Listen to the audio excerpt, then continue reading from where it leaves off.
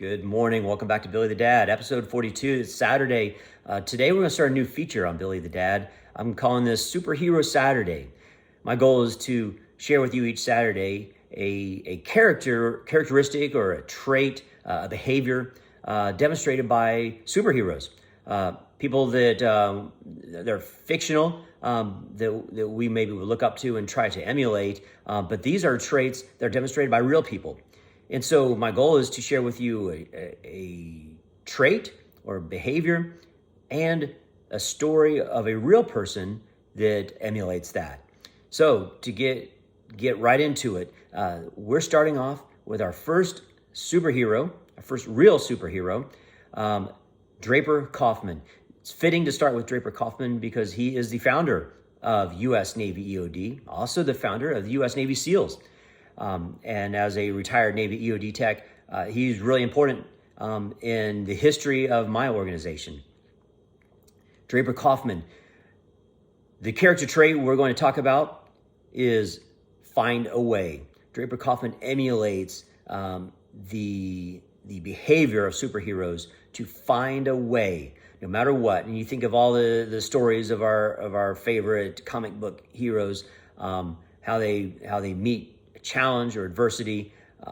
There's always something that is able to somehow overcome their particular superpower, but yet they find a way.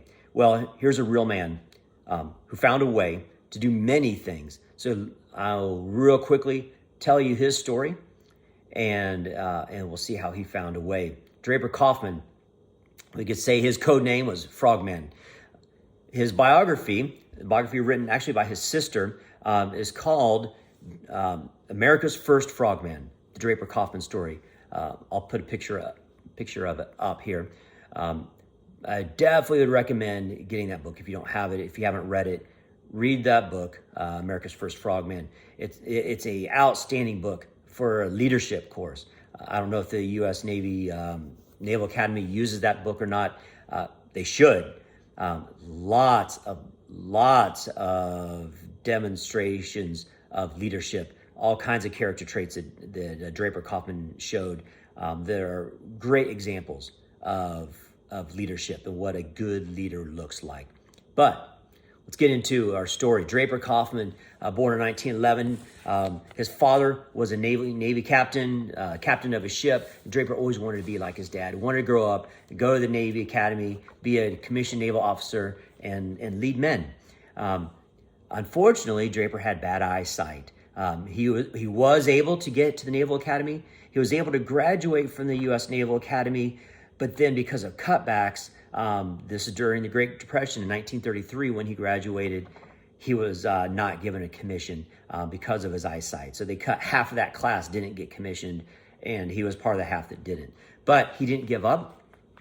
He took a couple other jobs, used his knowledge and experience as a Naval Academy graduate, eventually worked for a shipping line company, ended up over in Europe in the late 1930s, and saw war brewing. World War II was getting ready to come to a head. He saw what Germany was doing, so he came back to the U.S., started traveling around warning people about the impending war, and then as war started in Europe, he decided to do what he could do, and he joined the ambulance corps.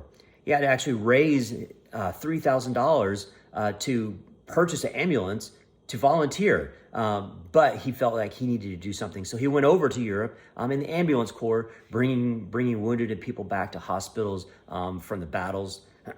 got captured by the Germans, eventually was let go, traveled back to England, and then in England was able to beg for an opportunity to join the British Royal Navy. And at that point, Britain is in war and they're getting bombed, and they're going to take all the help they can get. So they take this American who was a Naval Academy graduate and commissioned him into the British Royal Navy. Right away, Draper volunteered for a new organization that was being started because Germany was bombing England, bombing London so much. They had just started a bomb disposal corps, and so he volunteered to be part of that bomb disposal corps. So he spent several months in England learning how how to disarm bombs, how to disarm naval mines, and eventually he was working on a naval mine that started, or working on a bomb that started ticking and eventually went off a few seconds later. Draper survived that, but the Bomb Disposal Corps had a policy that if somebody survived an explosion of a bomb, they would not be sent back on active duty. So Draper then was given a little bit of time to recover. Eventually was sent home back to the U.S. on leave. And while there, people found out about what he had been doing. He, of course, he'd been communicating with his father. And Admiral Nimitz of the US Navy called Draper into his office and told him he wanted to start their own bomb disposal corps in the U.S. So Draper was given a commission as a U.S. naval officer, finally achieved his dream. He found a way and became a U.S. naval officer and began the U.S. Navy Bomb Disposal School. He's given a school lots of challenges, no money, no personnel. There was no curriculum. It had what Draper knew from his experience in England. But he surrounded himself with good people. He picked some good men to start the school, and they made it happen. They found an empty warehouse in the shipyard. They started there. As it expanded, they looked for a bigger place. They just kept begging for more money, begging for more equipment, and the school developed. Within a year, he had bomb disposal technicians over in Europe that were operating, that were doing the job that they've been trained to do. As they would disarm things, they would send the actual ordnance back to the school so it could be used for training. As they developed techniques, they found what worked, what didn't work. They would send that information back. So then the bomb disposal school is sending out bulletins, updates to all the bomb techs to say, hey, do this, don't do that. Hey, watch out for this new thing that we're seeing. So he had started that process. Often he was taking shortcuts through the bureaucracy, because to publish official Navy publications, there's a long process and has to get approval and go through so many layers. And by the time you actually receive the publication, it's pretty much useless. That's just the government way. After a quarter of a century in the government, I've come to just get used to that. But Draper felt like, hey, this needs to get done now. So he would take shortcuts and get the information out so that people could survive and be effective at their jobs.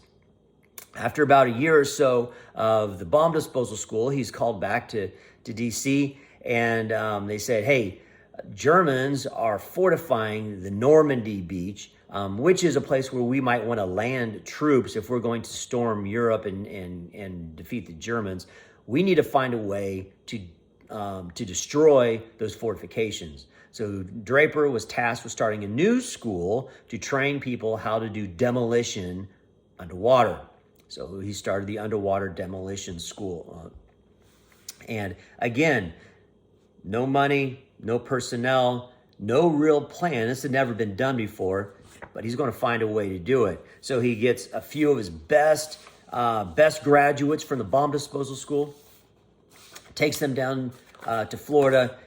They borrow the 8-week course for the Army Scout and Raiders, and they consolidate that 8-week course down into 1 week. They call it Hell Week. Hell Week still exists now with basic underwater demolition school. But Draper went down there, got a place to train there on the beach. They did this Hell Week. He went through the very first class himself because he wanted to make sure he wasn't asking his men to do something he wasn't willing to do.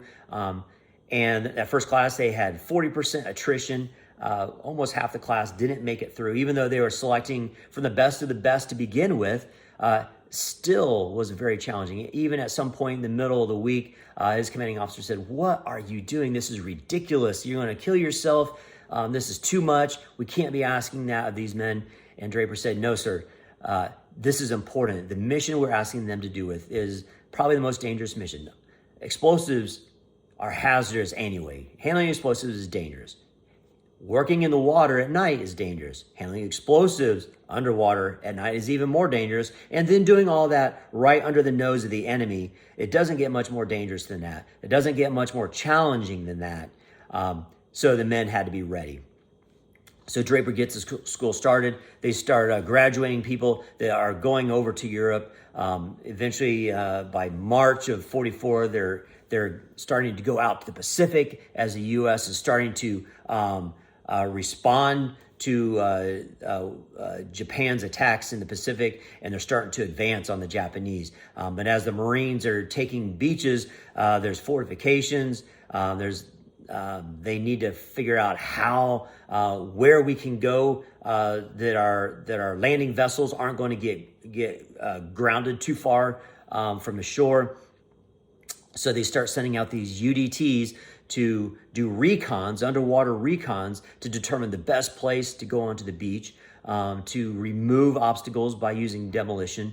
And so they would actually go ahead of the Marines to show the Marines where to go. And that's where the UDTs really made their name in the Pacific. Draper, back in the U.S., training all these men, is feeling kind of left out because he's trained all these men to go do this mission that he's actually has never even done himself. Eventually, in June of 1944, he does get to go out and lead the men on doing these hydro recons. He gets paired up with a guy named Page, who he said they made an interesting pair. Draper is half blind and when in the water, he can't wear his glasses, so he can't see. The guy who's with Page is colorblind. So what they would do is they would swim around, Page would find objects, and then Draper would get up close, and then he would identify the color of it so that they could, as a team, give a full description of the obstacles. But he was loved by his men in the unit because he would go out on the missions with them. He didn't ask them to do anything that he didn't do himself. He was humble. He knew what they were doing was important, but he didn't think that they were any better than anybody else.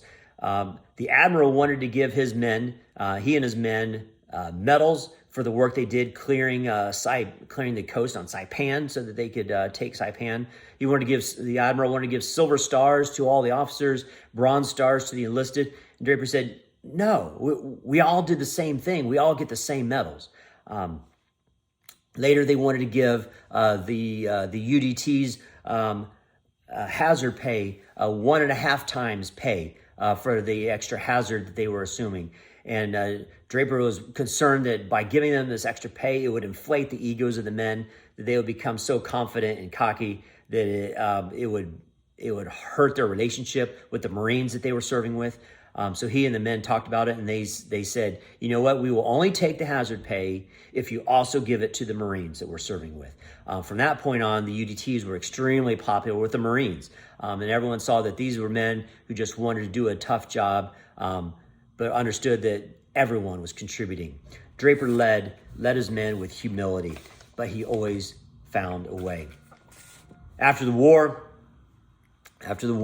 Draper was asked to run a task force testing the atom bomb out at Bikini Atoll. And if you've watched any documentaries, there's all kinds of documentaries about the testing they did out there and developing the nuclear bomb. So Draper led that. In doing so, he started the Radiological Safety School, a school which actually is still in existence today. And in fact, in the course of his career, Draper he founded 4 organizations. The US Navy EOD, as it's called now, the UDT, or SEALs, as we know them now, the Radiological Safety School, and he also started the Joint Army-Navy Experimental Testing Board, or JANET. That is the only one of those 4. JANET is the only one of the 4 that is not still in existence today, which demonstrates the lasting success of what Draper did. There was the book Built to Last. Draper definitely knew how to build something to last. 1948, he eventually got command of his first destroyer, a lifelong dream to command a ship. Went on to teach at the Naval War College for a while. Was appointed as a rear admiral later in life. A junior officer that worked for him said, Captain Kauffman demanded and always got the best from every man on board, but he did so in a way that made you happy to work for him and ashamed not to. That was the way he led. People just loved to work for Draper Kauffman. He cared about his people. Great leader. He finished up as the commandant of the 9th Naval District at Great Lakes Naval Training Center, retired from there in 1973. Draper Kauffman, we call him, his code name, if he was a superhero, his code name would be Frogman. But Draper Kauffman found a way. Superheroes find a way. So that's our story for today, Superhero Saturday. For the workout today, today's workout was a long run. I tweaked my back yesterday on the workout, running around with weights and stuff, and I want to be ready for Monday. So I'm taking a rest day from the workout. If you want to work out today, definitely it's long run Saturday. That's what we do at Billy the Dad. But thanks for joining me for Superhero Saturday. We'll have another person and another character trait next week of a superhero. This is something I would love to teach my kids, how to be a superhero. Maybe this story could be turned into a graphic novel. I think this would be a great movie, a great graphic novel. Check out the book, America's First Frogman, the Draper Kauffman story. But thanks for joining me at Billy the Dad. I'll see you Monday as we kick off a new week.